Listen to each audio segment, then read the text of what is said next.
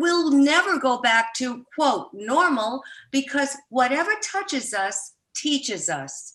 I invested in them, and the end result was Blue Buffalo dog food, cat food, which was eventually sold for billions of dollars. If you've ever heard of Flash, that was my company. Billions of dollars of value was created. You find a need and you fill it. Well, I had the need to save my daughter.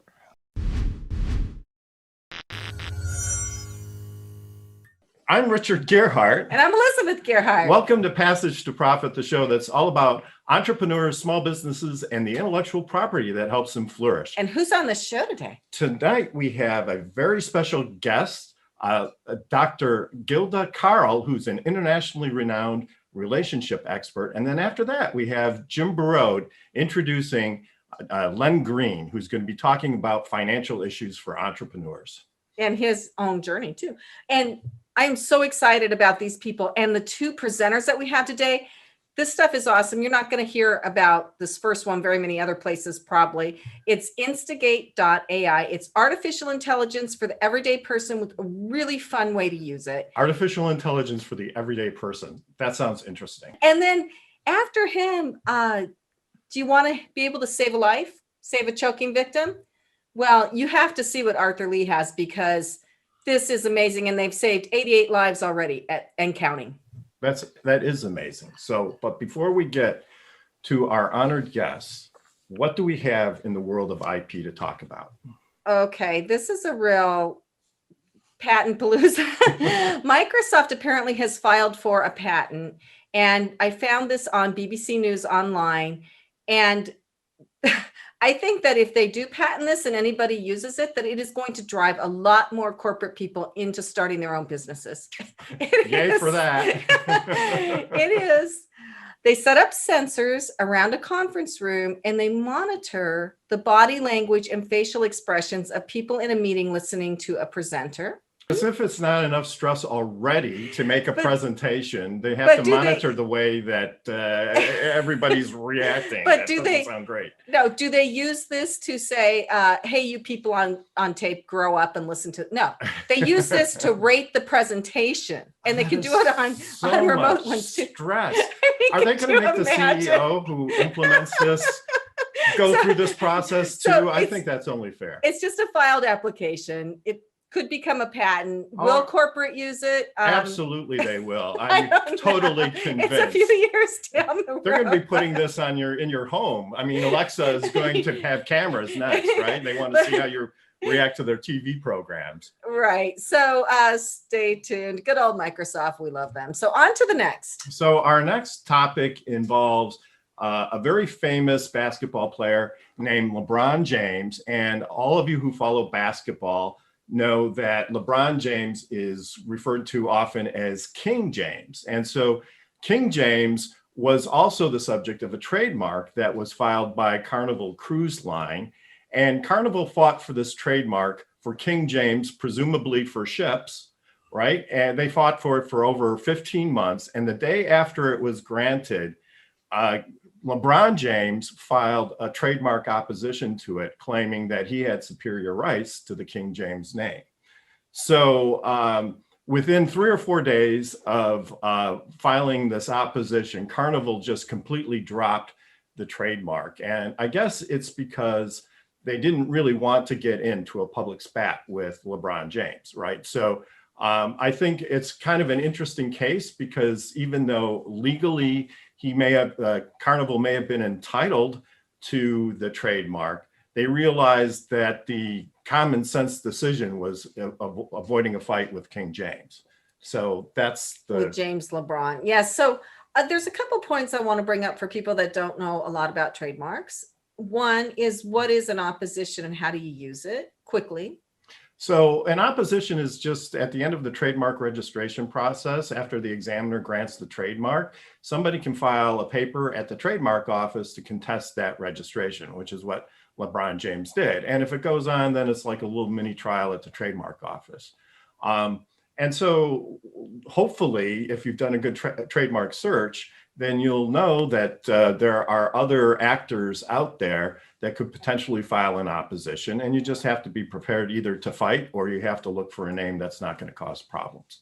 And So- if you want to file one, you have to know the registration came through and you have only 30 days, right? Right. And so there's So- companies that monitor trademarks that get granted from the trademark office. And if something's too close to your mark, then you'll be able to see it. And then if you want to file an opposition, you can do that too. So that's point one. So point two, we don't know if LeBron James had a trademark. Let's just say he did, just for the sake of argument. How could two different entities get the same trademark?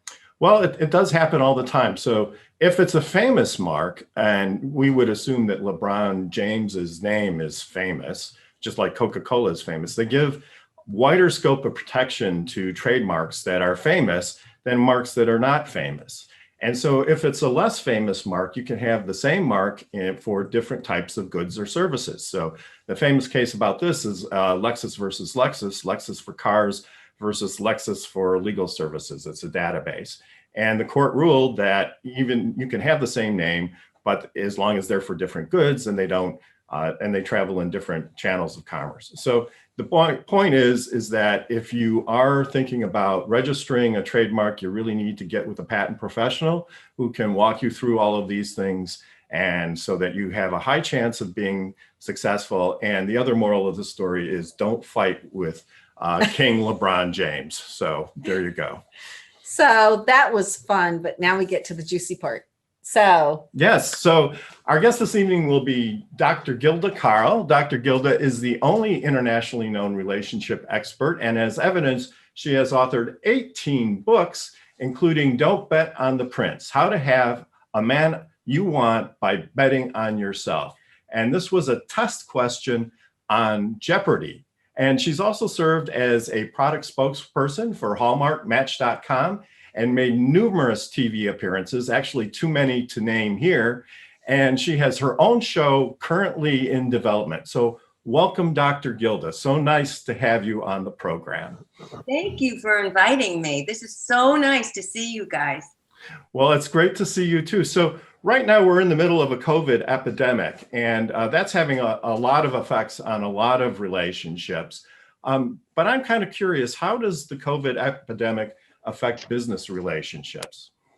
Oh, it affects them terribly, because people who have never been on television before are suddenly put into this configuration that little Hollywood squares. Everybody has to be on, constantly on. And people are exhausted. People are just driven to do things that they ordinarily would not do. So we're waiting, hopefully, until we can go back to normal. But we'll never go back to, quote, normal, because whatever touches us teaches us. And so we will never go back. We will have this much greater wisdom, and we'll be able to apply it to all our relationships, hopefully in a much better way. Well, that's very profound. So what do you think some of the effects are? How do you think it's going to change us going forward? Well, I'm actually doing all of this research now for my new book that hasn't even been published yet. Because what do you do when you have COVID all around you? You write more books and more books. I'm in the middle of 3 more.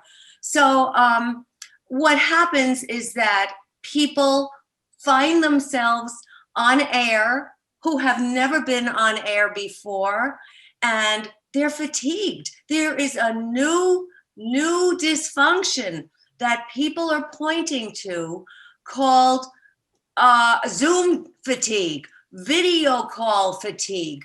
People are just exhausted. And a lot of people are saying that they don't know how much longer they can take it. They are begging their companies to go back to normal, whatever that's supposed to mean, the normal emails and the telephone calls about which they were all complaining. So this is really tremendous as a contrast. I go into companies and I do all this corporate consulting, communications consulting, and media training.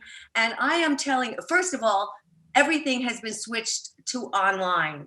Now that may be sounding horrible, but one of my clients actually said he was so grateful for this because he was entrepreneurial and he ended up interacting with some guy from a foreign country. This was the only way they could have done their business. And he ended up with a 6-figure contract because of the interchanges that I taught him how to project.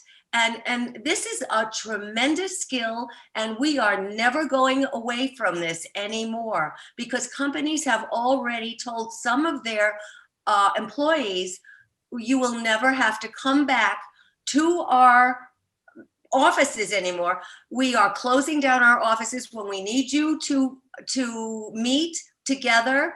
Mhm. We will rent space, but they no longer want to have to pay for their tremendous rentals of these office facilities. And that's very interesting because it has a domino effect on our entire economy. So how this is going to play out, I don't know. But in the meantime, people are personally stressed and distressed. They don't know where to turn. They haven't all had the training to project themselves on camera, online. They have no idea what they're doing. And some of the meeting planners don't know what they're doing either because the meetings are too long. These are all the complaints that people are making. The meetings are too long. They're too exhausting. People go on and on. People are talking over one another. Shut up. And of course, we're not talking about the fact that, the kids are barging in the room and the dog is barking and the phones are going off because of deliveries you're expecting, et cetera, et cetera.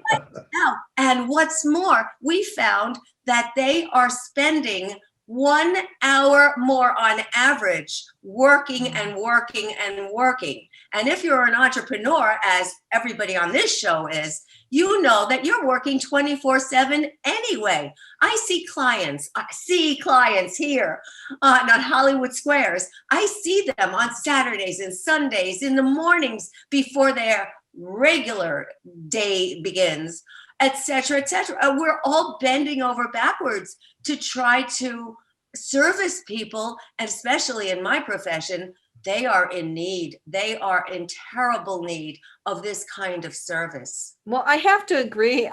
You did leave out one complaint that I heard from one of my friends lately, who I've never met in person, by the way. We've just met through networking on Zoom.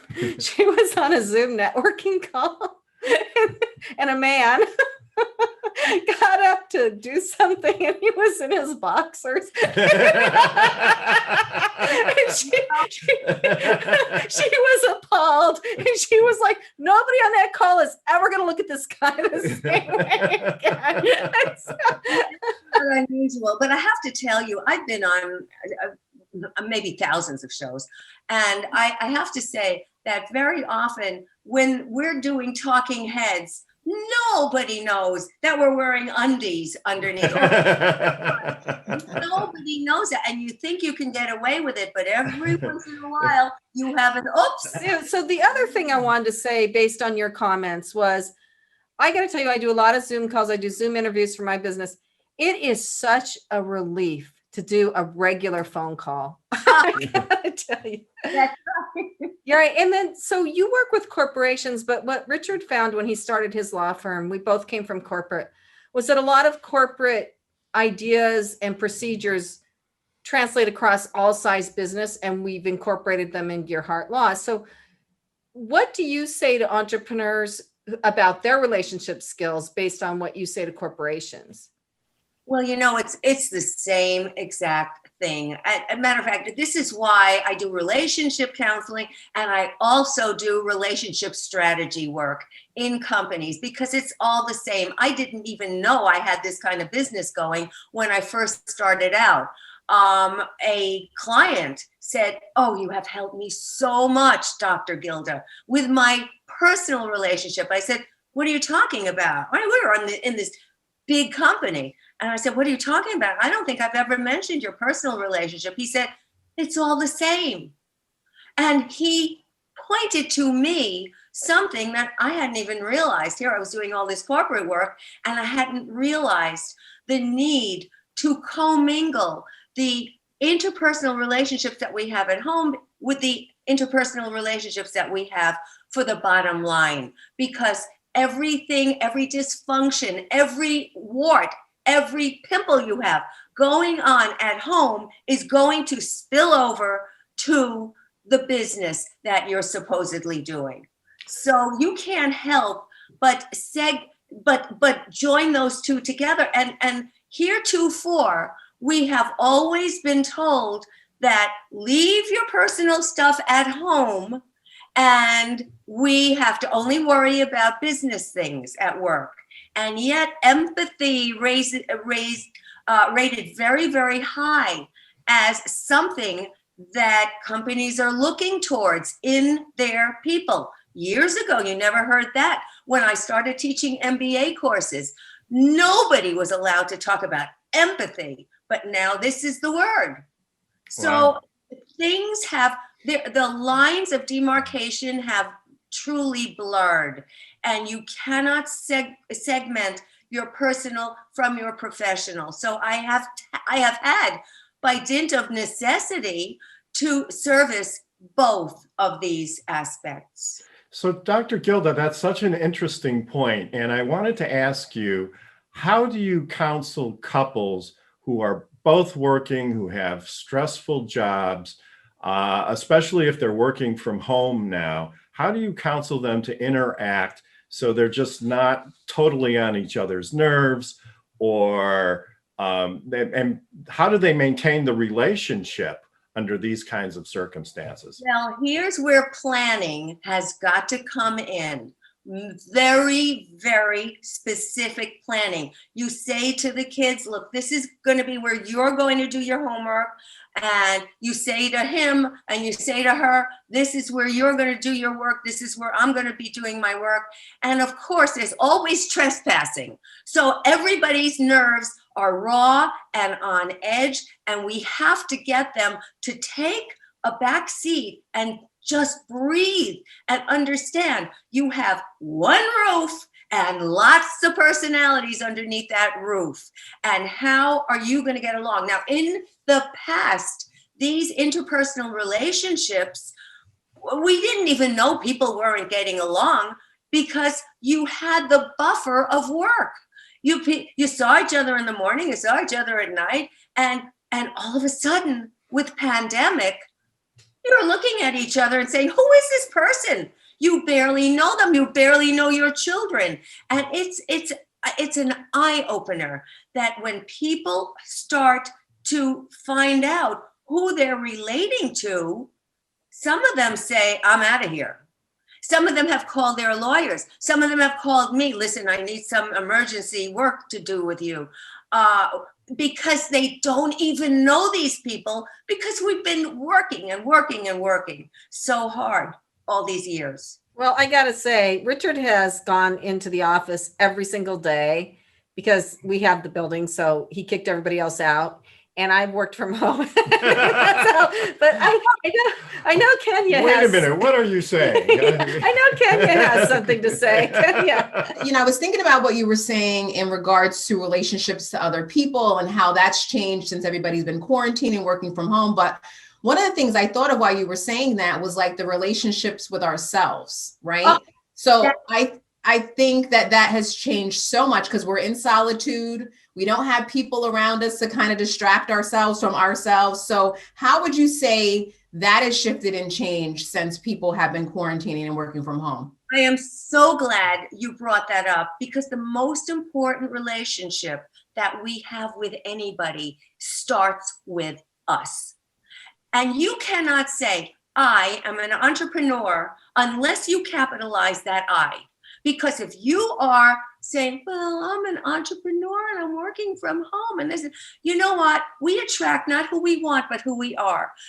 We attract whatever we put out. So if you're coming across with a lowercase I, you're going to be attracting lowercase losers in love, in at work. You are just going to keep attracting all these people with similar lowercase i's. So in order, the antidote to getting rid of all the people that you're attracting and you can't understand why is to make yourself a capital I. I have a capital I on my door before I leave every day. And people say, what is that? Why do you have that capital I? I said, because I have triplet nieces. Now they're 10 years old. And when they leave, I say, where are you? Where's that capital I? Now, I have done this training with salespeople, with entrepreneurs, with women's groups, with so many different people. And you'd be surprised when I say to a live audience, and remember those? When I say to a live audience, okay, let me see your capital I. All of a sudden, you see people start to levitate, because they're thinking so much better about themselves. I remember training a group of female entrepreneurs in Manhattan, and there was standing room only. I was doing this training and standing room only. And I said to them, okay, now we're going to do the power stare. And they were lined up after we had to send them out after breakfast. It was a breakfast meeting. And I said, do you think Manhattan will ever be the same after that? Oh my God, look what I've done. But it all begins, Kenya, perfect question. It all begins with us. And if we're no good for us, then that's where we start. We are not going to maintain healthy relationships at business or at home with our children, with our neighbors, with anybody, until we really spend time on that. And I can't tell you how many seminars I have run with entrepreneurial men who have sat there and said, well, I'm not getting a raise, and I'm not getting a this, and I'm not getting, and my boss, and all I do is say, have you ever had this conversation with your boss? And the men have never been trained to ask for what they want or ask for what they believe they deserve. And they said to me, the boss should know. And Yeah, and I'll be the first to admit, sometimes I get the power stare too. So, but no, that's really fascinating. So what makes for a good relationship? well, haven't we all seen when somebody says in a personal relationship, well, you should know how I feel. Well, what are you, Svengali? How is that person supposed to know? Come on, you can't expect somebody to just know exactly what's in your head. You've got to say this. And we are reluctant to share our feelings for fear of being hurt. And when I start even my media coaching, I say to a client, what are your feelings and what are your fears? And most of them will say, I don't have any feelings or fears. I don't have to worry about it. And then we do our work. So do you deal with individuals as well? Do you coach just individuals, or is it just groups? Oh, no. Lots of individuals, and a lot of, I do that internationally. So a lot of my individuals, one is running a country, another is, and they love using me because I'm out of the country and nobody can find me. So, then they're not going to be followed by the media. Another is an attorney in another country. I could go on and on and on. And it's wonderful what we can do online. I never thought the online would work, frankly, but wow, you are so intense. And in 30 minutes, man, I could get started and wind somebody up and push them out the door to feel that much better. Can you teach us the power stare virtually? Is that something? I sure can. That is also, by the way, in my book, Don't Bet on the Prince, which I have used. It's been published in so many different languages across the world. And I have used that in my MBA programs as well, because while it sounds like it's a woman's self-help book, because the subtitle says how to have the man you want by betting on yourself, it really has been, as I have applied this information to how to have the job you have by betting on yourself, how to have the career you have by betting on yourself. Everything has to be betting on you first. And the power stare is like this. You stare at somebody. Now, I don't know if you'll be able to see this all that well on this camera, but I'm staring at somebody. I turn my head a little bit. I continue to stare. And then I fold my head down just a little bit. Oh, I'm going to practice that. Let me show you something. I think I got it down. Well, I I think started my cat uses that on me. now you know what it's called. I started my career as a 20-year-old teaching in the South Bronx, the worst neighborhood in the world. Loved the kids, but oh goodness, the neighborhood was terrible, and the administrators didn't know what they were doing. And so I did everything. I never colored inside the lines. I always colored outside the box. I always did wild and weird things, and my kids were not reading, they weren't writing, they were totally illiterate, and I had them reading newspapers by the time they ended their classes because I didn't accept mediocrity in any way. That is an absolutely wonderful story, and we have to take a commercial break right now. We hope that you'll stick around and help give advice to some of our other presenters and guests. So And us. and us, yes, I'm going to use that I'm not power beyond stare advice. back at the cat now. Next time, you're listening to Passage to Profit with Richard and Elizabeth GEARHART on WOR 710, the Voice of New York. We'll be right back after this commercial break. Welcome back, everybody. Passage to Profit with Richard and Elizabeth GEARHART. Our special guest this evening is Dr. GILDA CARLE, and we just heard from her. And if you hadn't had a chance to hear her presentation, of course, available on our podcast, you can get it on the iHeartRadio app. You can get it on any major podcast platform, and you can also find it on our Passage to Profit website. So, And our YouTube channel. So if you want to see what's going on and see people's expressions, etc., go to our YouTube channel, Passage to Profit.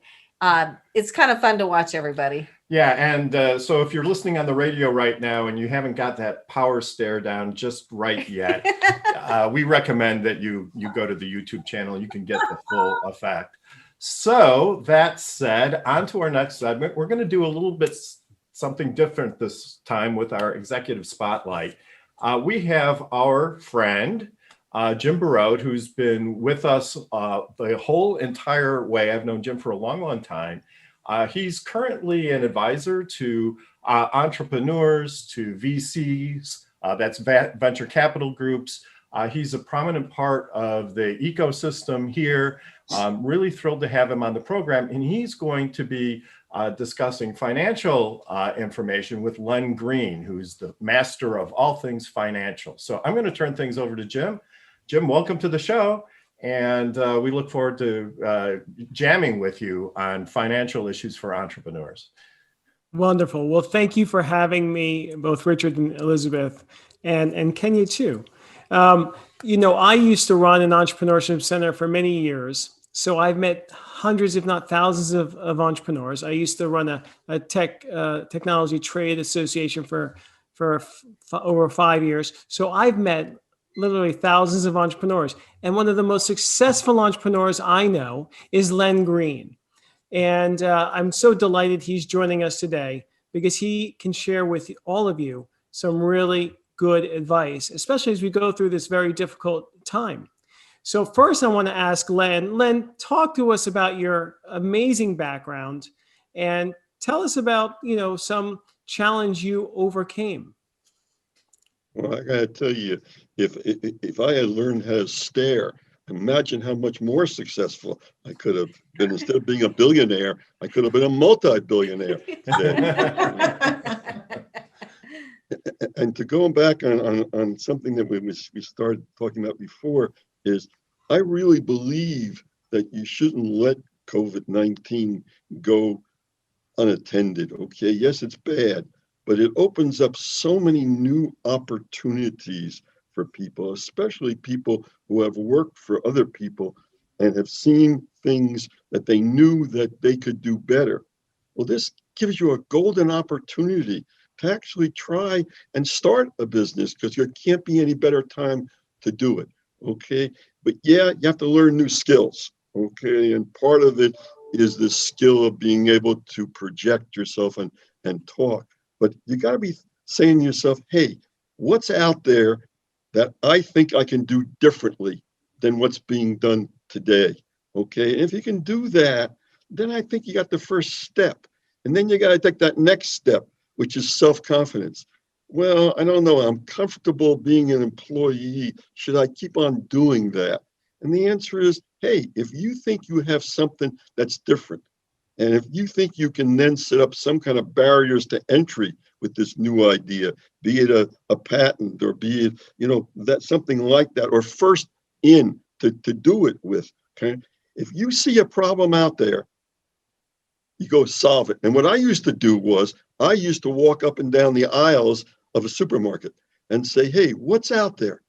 Could I find something that I could do differently than what's out there before? Give you an example, okay? Let's say you have a dog or cat.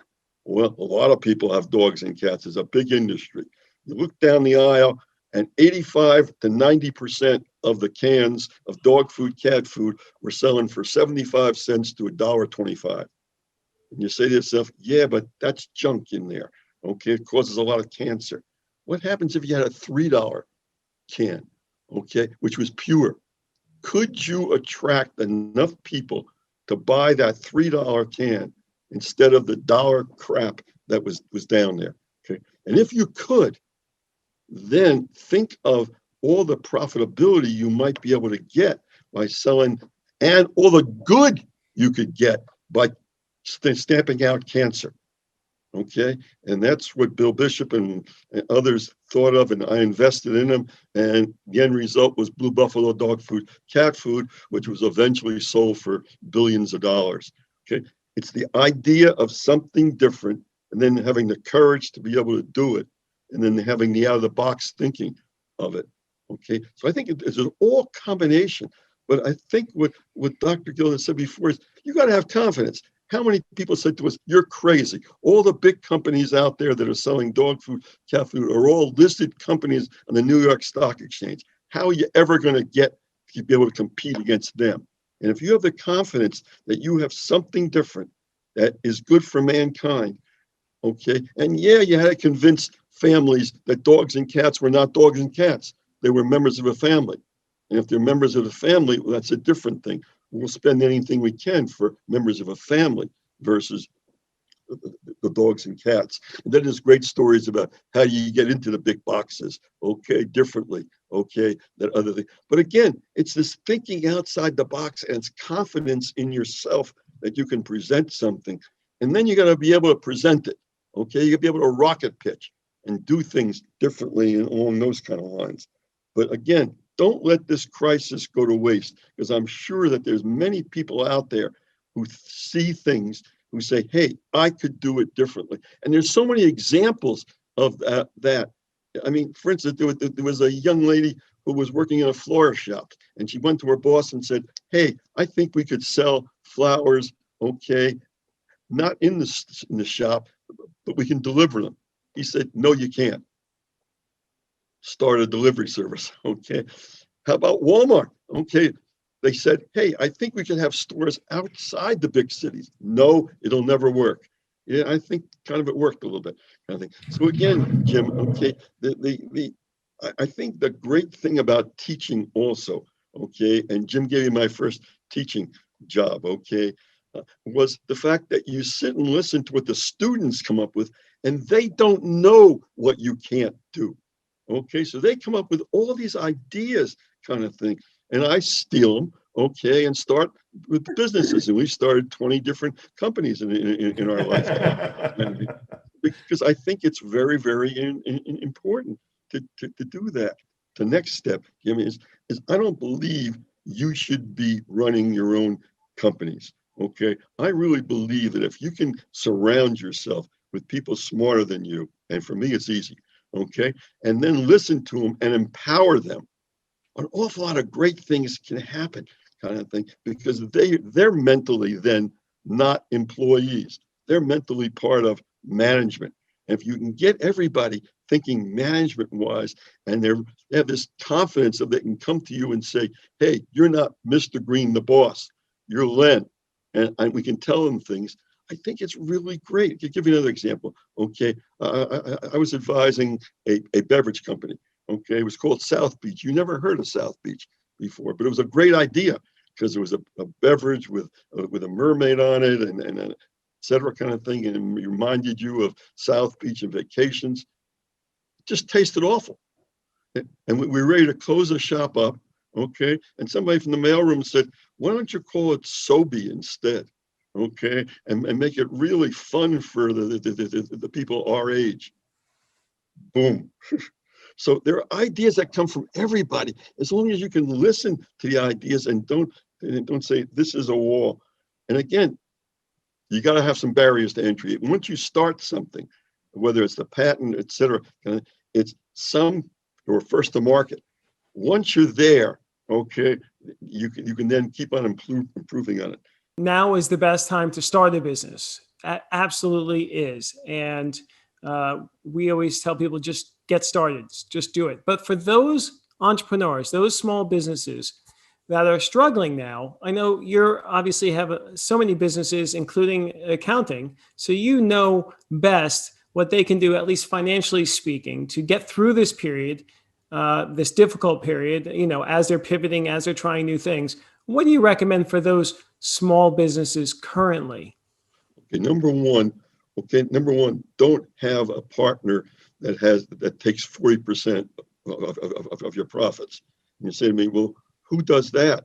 Well, if you're paying taxes, okay, you have a partner, the IRS, and it's taking 40% of your profits. That should never happen.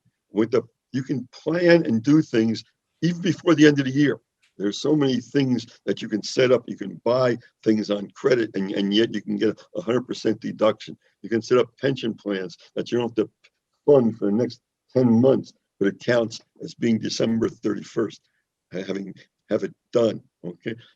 You can, these are things that you can think about doing, but do it, the planning now so that you don't waste, okay, the deductions, okay? Number two, okay, you got to look at what you're doing and say, wait a second, am I doing the same thing I did last year? And if I didn't make money last year, I'm an idiot. Why do the same thing and expect a different result? You got to do some better strategy on this thing, okay? And so, Jim, I think there's an awful lot of things you can do between now and the end of the year, okay, so that you don't run into the problem of paying taxes. And then two, can you do things differently than you were doing before? Because if you can do things differently, you got an advantage. And three, I really believe you look at your competition and say, what are they doing? And can I do it better than they can do it?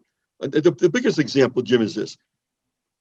You're having a problem with your business and you call up your accountant or lawyer or advisor, okay, maybe they've never been through COVID-19.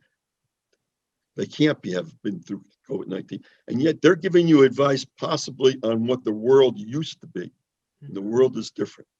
I love what he said about having the courage to pursue the idea that has come to you. If you don't, somebody else, it will be in the ethers somehow, and somebody else is going to pick up on that fabulous idea and they're going to pursue it. And you'll say, oh my God, if only I woulda, coulda, shoulda. All of these things have been said again and again and again. If only I had acted on. And nobody's going to act on anything unless they have the courage to do so. And that all starts with capital I. Who are you? What do you want? What do you believe you deserve? Very little is put into what you believe you deserve in your education.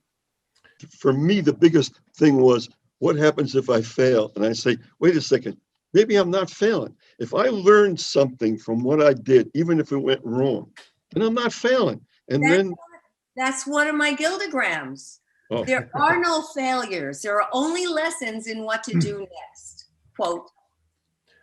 We talk about intellectual property all the time with new clients, and they all have the same concerns. What if it doesn't work out? And they'll say, well, and for a lot of clients, a patent is a big part of their entrepreneurial budget. And so they'll say, well, what if it doesn't work out? And I'll say, well, you've learned something about yourself. Maybe the entrepreneurial world isn't for you, or you get a better understanding of how businesses work, because if you're an employee, you may only get a piece of the organization, but if you're the CEO, you have to consider a lot of different things. And so, you know, I don't think even if it doesn't work out for the entrepreneur, they gain personally from it. I wouldn't say it doesn't work out, because I think it always works out. With that kind of attitude, well, what if it doesn't work out? Nobody would get married. Nobody would have children. Yeah, I just was curious to know, you know, besides an idea being a solution, right? A good solution. What are some other signs that you have a good idea? The best thing is if you put it on the market and it sells. I mean, awful lot of people spend an awful lot of money, okay, on focus groups. And to me, it's a complete waste of time, because the focus groups tell you what they think you want to hear, because they don't want to hurt your feelings. Okay, it's just something along with what people just said. You got to have the courage and possibly the money, okay, to get your product out into the marketplace. Okay, even if you do this, and again, a number of companies that I've had, okay, we set up little stands outside of supermarkets, et cetera, kind of thing, and give out free food just to test it, to see whether or not people will do. And then if they like it, well, then we go into the store and say, hey, we really think if you took our product, okay, here's the marketplace that we've already established to do it with. But you got to have thick skin. You can't say, hey, if it failed, I failed. No, you haven't. The key to my success, okay, and yeah, I've been fortunate. Okay, I've had a lot of companies go public and do things with kind of thing. Is my wife, believe it or not, because she tells me what it is. She says, I don't like this, or I like it, and here's the reason why, or why the hell did you invest in that company for? And I have to explain it to her. And that's a great feedback kind of thing, because it's honest feedback. And that's why I say surround yourself with people who are smarter than you, empower them, because they will give you honest feedback. Listen to the people around you. You don't need the focus groups. If people feel that you have something of value to them, and that's all you're interested in, giving something of value to them. If they feel that you have something, they will buy it, or at least buy into considering it. Wow. And the other great thing was we used to do this. We used to say, hey, if you like our product, okay, send me something that says why you like it or don't like it, and we'll give you free coupons. Okay, and if you really like it, okay, we'll give you double free coupons if you recommend it to somebody else. Len, how can people find you? I would think the best way to find me is lgreen at greencode.com. That's perfect. Well, thanks so much, Len, for being on the program. Fantastic advice. I was mesmerized by all of your excellent insights, and we really appreciate having you here. We'll be back with more Passage to Profit right after this. Welcome back, everybody. Passage to Profit with Richard and Elizabeth GEARHART. Our special guest this evening, Dr. Gilda, and also Len Green, who has been just absolutely fantastic. He's given to a lot of charities in cooperation with Passage to Profit. Elizabeth will say a little bit more about that later. But right now, we're on to Kenya Gipson and her weekly Power Move segment. So Kenya, what do you have teed up for us tonight? Well, I think this power move is going to fit so perfectly, because we talked with Dr. Gilda earlier about the power stare, right? So, so this past weekend, we had literally a historic fight in boxing. Roy Jones Jr. and Mike Tyson came out of retirement. They had an exhibition fight. and it was very entertaining, and they prepared and they trained. And one of the things that I wanted to highlight is that Natlin Jones, who is Roy Jones' Jr.'s wife, she has a new warrior line that's out, where it's all about women empowerment. So it's athleisure clothing that empowers and helps women find the fighter that's within them. So I just kind of wanted to talk a little bit about her and you know, her being a fearless champion. You know, she's a very kind of behind the scenes type of person. A lot of people don't know that she's an active boxing promoter, and she wanted to kind of create a line for women that really empowered them and really helped them, you know, find their voice in a very male dominated space. So she has a passion for boxing, runs through her family, and She Warrior is all about women finding their power, tapping inside, and really just, you know, taking their gifts and their talents to the next level, whether it be through boxing or everyday life. So if you want to check out what her line looks like, it's imshewarrior.com. I actually have some of the clothing already. It's super comfortable. It does make you feel very empowered. And I wanted to highlight her because I think that's a serious power move when you can take something that's you're passionate about and turn it into opportunities for other women. Yeah, that's great. And I know you're like a workout fanatic, right? You're a trainer and you've done a lot of working, you know, you can do a lot of classes, and I've seen you on Instagram, you know, doing those classes where everybody's like punching each other, right? But not physically. They're sort of doing it, you know, dancing around to music and stuff. So yeah, I'll say that I'm a work in progress. I'm a work in progress. I was somebody who once struggled with weight for a very good portion of my life, and have found through teaching fitness that was just a level of accountability for me that's allowed me to kind of transform. And I'm still in my process. So, you know, I've cut down a lot of my weight and have really been trying all different kinds of things to, you know, find the best version of myself, which I think we all should strive to do. Kenya, I believe we're all in our process. There is no end. There is no end in sight, and there never will be, because then how would we continue to want to get better and better and better? So I think we're all in our process, and that's a beautiful thing. So thank you for that, Kenya. And Elizabeth, tell us what's going on in your world, fireside and otherwise. Okay, before I get into my fireside directory update, I do want to talk a little bit about giving to charity. So we changed a little bit with our executive spotlight on Passage to Profit, and we have asked people who come on as an executive spotlight to donate to charity for being on the show. And then we'll highlight that in our social media. So Gilda has told us she has a charity, countrycures.org, that helps women veterans get back into society in a very successful way. That's a beautiful charity. Len Green, we asked him to donate to one charity. He donated to 5. He donated to Rainforest Trust, which is awesome. Fisher Center for Alzheimer's Research Foundation. Len also donated to Action Against Hunger. He donated to the American Humane Society. And then one that is near and dear to our hearts, Students to Science, Students, the number 2 Science, which helps students from underprivileged communities learn a little bit about science in a hands-on laboratory environment. A very powerful program. I've gone there as a volunteer and helped the students do the experiments. And we really love all of these charities. Well, let's go ahead and add one more for St. Jude and one more for Gilda's charity, because those are beautiful. They really, really are. Oh, thank you, Len. So yes, so for Christmas this year, you know, what do I need? I sit at home on Zoom all day. So I asked Richard to get me a recurring donation to St. Jude's. St. Jude's is a research association and treatment center for children with cancer. You may get a few other things besides that. I probably will. But I love St. Jude's. It was founded by Danny Thomas, who was an entertainer, and he made a deal with God. If you make me successful, I'll start this hospital.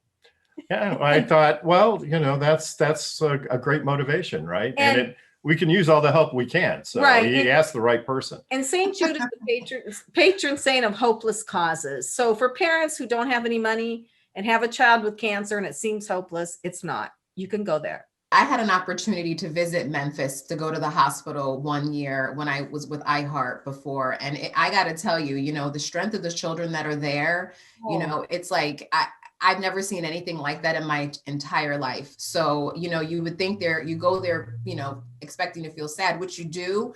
But when you see them and you see how well taken care of the families are, not one of the families pays a dime to be there, and neither do the children. All their care is taken care of through donations. So it's a beautiful organization. And if you ever get an opportunity to visit, it's very empowering.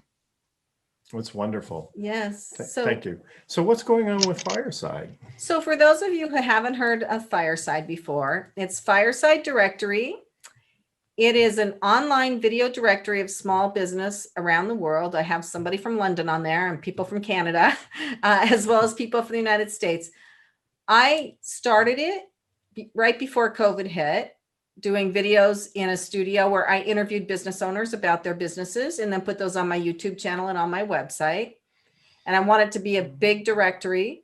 And then COVID hit, and now what? Well, it actually helped, you know, as Len was saying, take COVID and make lemonade out of lemons. So people got more used to being on screen, and I was able to talk people into doing these business videos with me. Mark, who's going to be on next, has done one. Kenya's done one.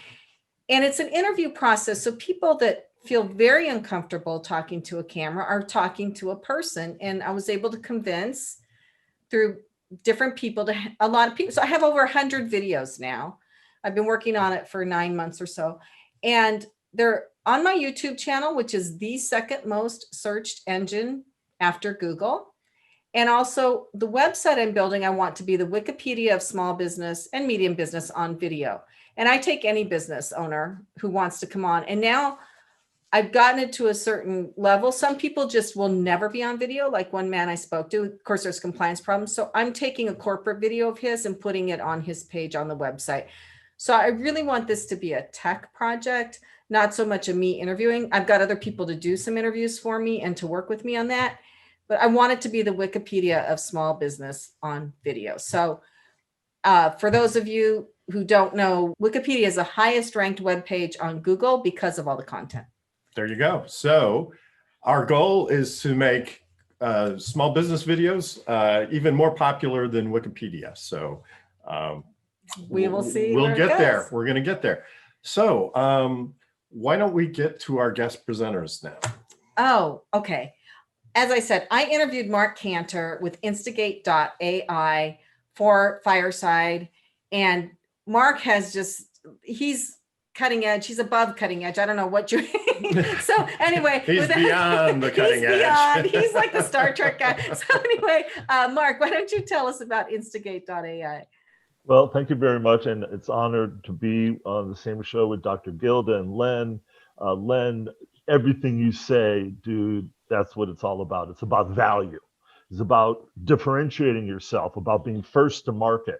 So I'm an old school software entrepreneur. I've been doing this for 40 years, since the beginning of the software industry. And I started a company called Macromind. That became Macromedia. So if you've ever heard of Flash, that was my company. Billions of dollars of value was created. That doesn't mean that the venture capitalists didn't, screw me over, but that's just why I'm broke today, right? Because people think that if you've been an entrepreneur and your company went public, you're permanently rich. But in fact, the ride of the entrepreneur is like a roller coaster, okay? So my last company ended up in a lawsuit. What did I do? I started another company. It was in the field of artificial intelligence. You might have heard of this hustle. It's out there. Trillions of dollars are being invested in it. The problem is that the average normal person isn't a programmer or a data scientist or a mathematician. How do we allow normal people to get involved with AI? How do they learn? Well, what we've done is we've got a new kind of tool that is actually kind of like a game. They start at level 1 and they start to create interactive stories that use AI. And then they share those stories with their friends. And of course, everybody's got an aspirational ambition. So our social model is you first start and you create what we call a being. We don't call them bots because bots are evil. We call them beings because those are nice and warm and fuzzy. And so you create this being, and it's a conversation. And you try it out yourself. You put something into the conversation, and there's a little script editor. And then you try it out. And then you add some more to the conversation. And you script out a conversation. And what you're doing is you're using videos and photos and music and animation. And because it's all about the cell phone, right? It's all about media. Now, when I listen to my daughter talk, she's talking about gossiping and this cute guy in school. And they each have their own language. And so our AI, instead of it being something that the company defines, which is why chat bots and all these things are so evil, what we're doing is allowing the creator to create their own language that they share with their posse. So part one is you create this being.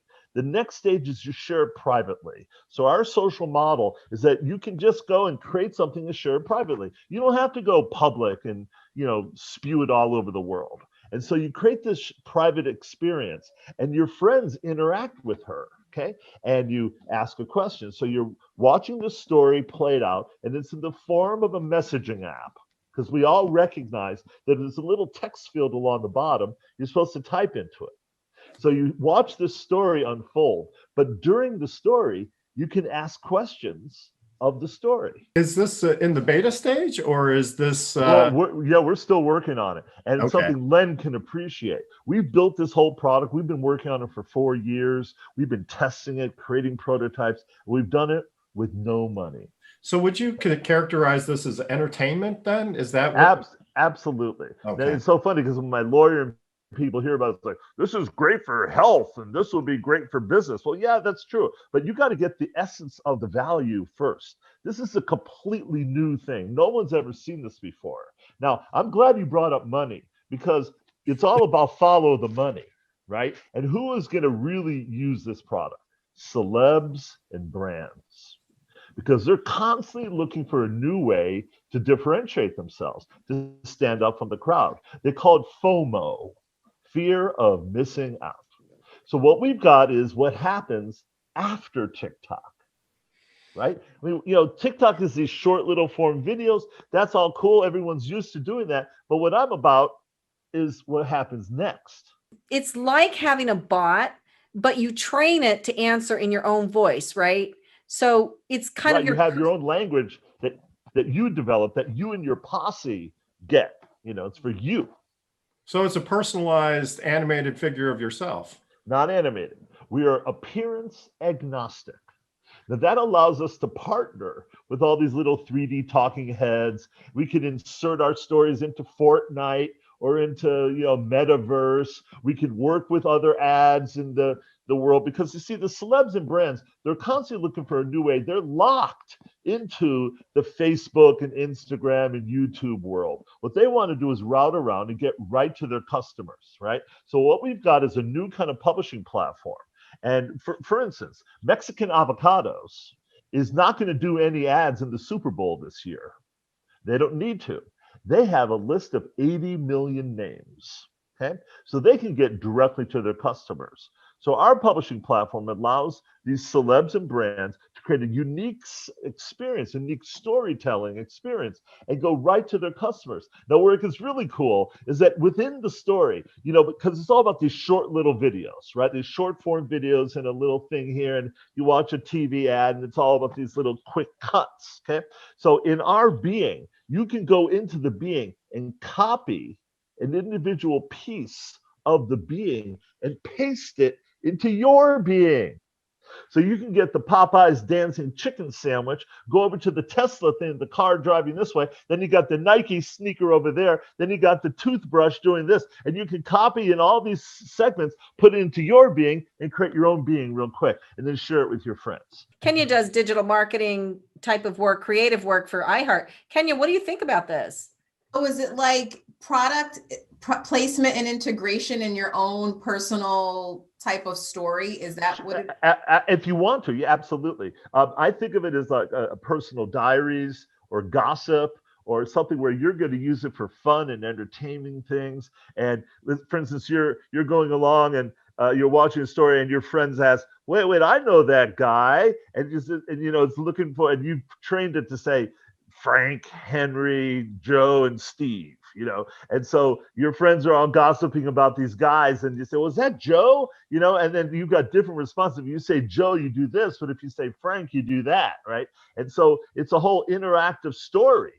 I was going to say, so brands would use this as interactive advertising. So like, for example, I'm LeBron James, right? And I create this like storyboard, and and within the LeBron James world, he's helping out folks in Akron. He's got the story of his rings. He's got his aspirations. He's got his organizations he's helping with. Okay. And so as people interact with the LeBron being, different things are coming up out of it. Right. And it's kind of, you're exploring through the being, discovering what's in there. It sounds absolutely fantastic. I'm sorry, Dr. Gilda, did you have a question or? No, I love it. It's Thank you. I think of so many opportunities for interpersonal relationships with that. And you're so right. Everybody wants to speak in their own language. And when they speak to other people, they want a similarity of language. And so this is very interesting to me. What pisses me off is when I look at the existing tools out there, they're very condescending. They're very limiting. Oh, look, I can put text right there. I can put an icon. I mean, I've got these young teenage daughters, and I don't want to limit them. I want to give them the most sophisticated, powerful tools they can. Mark, you really have something, okay, which I'm not sure that you even realize yet. Okay, we've spent millions of dollars with our companies over the years to see how you can get the attention of people for 30 seconds, a rocket pitch, et cetera, kind of thing. And the answer is always show them something that they've seen before that they recognize, and then they'll listen to the message. And you have that in this platform. So Jim Barrood has a lot of experience with this. I just want to, you've gone through the experience with Macromedia. What do you see as your exit strategy for this venture? It's always important for entrepreneurs to understand where they're going and how they'll ultimately. So we've got a 5-year roadmap. This is going to be $1 billion company. It's going to spread like crazy because it is a DIY creator platform. Okay. So there's 3 things going on here. First, it has to be a completely new way to express. Okay. Whole new thing. There's a there. Okay. Second, you got a way to make money. And what I'm doing is recreating the phenomena that I did 35 years ago, where people who use our product can make a living. And finally, this is a way for people to learn about artificial intelligence, about AI. How do you do that? By doing it. This goes wide and deep. There's a lot more to this. You just touched the tip of the iceberg. If anybody wants to talk to Mark some more about this, and kids are using it, it's fun. It's instigate.ai. AI stands for artificial intelligence. And please get a hold of him. And that's his website. We will be back after this break. You are listening to Passage to Profit, the Inventor Thank you. with Richard and Elizabeth GEARHART, our special guest, Dr. Gilda CARLE, and our executive spotlight, Len Green. And if you're just tuning in now to the radio listening to this, wow, you need to hear the podcast when it comes out tomorrow, because we have had one of the best shows ever, and I'm not making that up. So we'll be right back after this message. Welcome back, listeners. We are to the last presenter on our show. Last but certainly not least, I am so impressed with this life-saving device. I can hardly wait to hear more about it. Welcome, Arthur Lee with LifeVac.net. I'm a 2-time entrepreneur. I wish I had Mr. Green's advice early on in my life, but the first time I was I would say you're a classic entrepreneur. Started on the freight dock. Over 18 years, I worked through the business, developed my own company, sold it, knew the answer to how many boats you can water ski behind, and it's 1. So I had retired. I had heard of a child that choked to death the same age as my daughter. Just love of my life. She was 7. And I started to understand that the current procedures, the Heimlich, doesn't always work. And when I understood further, as I researched how often it doesn't work, I looked to buy something to be able to save her should that incident occur. One child dies every 5 days from choking. It's a leading cause of accidental death under 14. So it is the fourth leading cause of accidental death overall. So as Mr. Green had said, you find a need and you fill it. Well, I had the need to save my daughter. So I experimented and worked and invented a very simple device that can clear an airway. I did it for her. And then I prayed and I understood that I needed it. I couldn't be the only daddy to save his daughter. So I brought it to market. And that was almost 10 years ago. And yesterday we got word of saving 4 children in one day. So Wow. yesterday we saved 4 children. So And- are people buying these for their homes then? Yeah, the majority of our customers are parents, particularly parents that have a child and an elderly that they take care of. We see fire departments, police departments, schools, but the majority of our core is parents like me. For our listeners who are listening to us on the radio, can you describe how it works and what it looks like?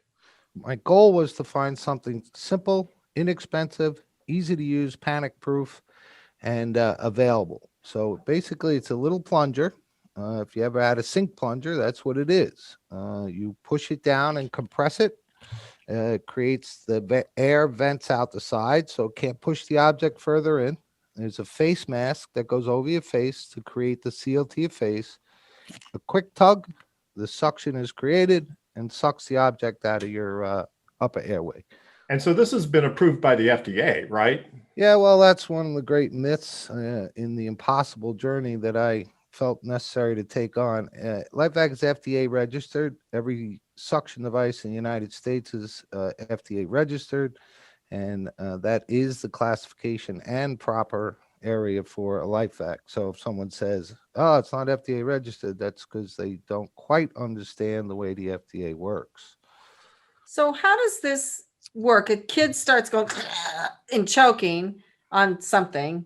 My daughter was holding some grape-sized magnets above her mouth with her mouth wide open, and I came screaming into the room, and luckily she dropped them elsewhere. Yes, good move. But so a kid starts choking. What happens next? Well, typically, most of the 90 saves protocol's been done. Your kid's choking, you back slap him, you compress his chest, called an abdominal thrust. Look at Mrs. Doubtfire, right? You get behind them and you give them a good toss. It's a baby, you smack their back. The problem is that it only works in a layperson environment 50% of the time. And if a paramedic was there, it would work 70% of the time. And the unfortunate other gigantic myth to overcome, then you die, because you only have 4 to 8 minutes without air in your body. So you can do CPR and you can call for help, but you're going to die if that object doesn't come out. And why the passion to save my daughter turned into the passion to save others. So do you go grab the device and stick it on their face and try to seal it around their nose and mouth, or what do you do? Yeah, it's once again, think about a face mask that you would get anesthesia. It's on an ambu bag in there, in any ambulance, covers your nose and mouth. You press the little plunger down, you give it a quick tug, and it sucks the object right out of your airway and saves your life. Wow, I never knew that the Heimlich was so hit and miss. You know, over this years, I was an air freight guy, not a medical device specialist, but I'm blessed that my sister's a doctor. My dad was an engineer, put a man on the moon. I believe that was a depth of an inspiration to attempt the impossible. Problem why it's impossible is numerous. One is the myth that the Heimlich always works. My daughter was born. I went down, took the course. They told me everything, and I said, all right, I'm good to go. Very few people know how often it does not work. And 5,000 plus people a year choke to death because we all think that it will work. Say, Arthur, I've done CPR and, training, choking training, and I can't agree with you more that the body is not even really set up to really have impact like that. If you're thrusting, you could break a rib. There's so many things that you can do in the process of trying to, give somebody the Heimlich maneuver. So I love what you've done with your innovation. Is the person standing up when you're doing this? Are they laying down? A question for you, Arthur. If a tree falls in the forest and I don't hear it fall, did the tree actually fall in the forest? And my way of saying to you that this almost sounds like a no-brainer. I mean, it really solves a real problem that's a life-saving problem. But how do you get the word out? Okay, you've saved so many people so far, but I mean, this is the kind of thing that could save even greater amount. What are you doing to get the word out that you have this product? Well, we have two huge spends on social media, Facebook advertising. Been on numerous shows, Doctors, Fox and Friends. The problem, believe it or not, is I made it too inexpensive and I made it last forever. So our friendly lobbyists are not interested because it's too inexpensive and it lasts forever. In my generation, that was a good thing. But it has prevented us from getting any kind of political support. But we also have we're starting to generate basically LifeVac warriors. One of the children that was saved yesterday was from a woman that was a proponent of LifeVac that did a little segment on a lemonade stand that her kids did to raise money to get it in the school. Yesterday's form, it said, how did you know about it? Her name. So because I can't get political support and I can't get, celebrity support, grassroots and just dogged persistence. Leading cause of accidental death in children is choking. So you could get rid of your fire extinguisher, you get all rid of these things. I'm not saying you should, but if you prioritize your safety in your school, in your special needs facility, in your home, you would have a LifeVac. It's lifevac.net. Now, I think that Len, just looking at him on this, has a lot of fantastic ideas for you. And I think that it was fortuitous that you two are on the show together. So we are going to go to break and we'll come back with the wrap up. We'll go through everybody's websites again and who they were. This has been a great show. So you are listening to Passage to Profit, the Inventor Show with Richard and Elizabeth GEARHART, our special guest, Dr. Gilda CARLE, and our executive spotlight, Len Green. We'll be right back. Welcome back, everybody. Passage to Profit, Richard and Elizabeth GEARHART. It has been a marvelous show. Amazing products, companies. Wow. People. All sorts of wonderful ideas and wonderful personalities. You never know what you're going to get on Passage to Profit, but we're glad it's that way. So thank you, everybody, for listening. Before we go, why don't you wrap up for us? Okay, so our guest was Dr. Gilda CARLE, drgilda.com. She is the go-to relationship strategist and performance coach. And if you haven't heard of her, then you've been living in a cave with a bag over your head. So anyway, so please. And since she's been on the show, I've been in relationship with everyone. So I'm feeling good right now. And then our executive spotlight, just an incredibly brilliant entrepreneur, is Len Green. And if you want to find him, it's L Green, and green just like the color, at greenco.com. And his website is greenco.com/team/Len-Green. And he's just made lots of money building companies and selling them, and has incredible advice for entrepreneurs. So seriously, check him out. And he's been very generous to the charities that Passage to Profit supports. And he was Len. He was interviewed by our good friend, Jim BARROOD, who is a powerhouse in the entrepreneurial community here in the greater New York area. And then we had the stuff from Sci-Fi with Mark Cantor, but this is going to be huge. Your kids are all going to be using it. The celebrities, you're going to be saying, wow, I heard the guy that invented that. Instigate.ai. It's artificial intelligence for everyone. You may not see it now, but like 2 years from now, it's going to be everywhere. Yep, we're one step closer to living in that big machine in the sky. And finally, we had Arthur Lee, saving one choking victim at a time with LifeVac.net, something you can buy and have in your home. And if you have a child or an elderly relative who's choking, it vacuums the offending piece of material out of their throat. It's easy to use. It's small, easy to store, very convenient. He's saved almost 90 lives with it so far. That really chokes me up, I just have to say.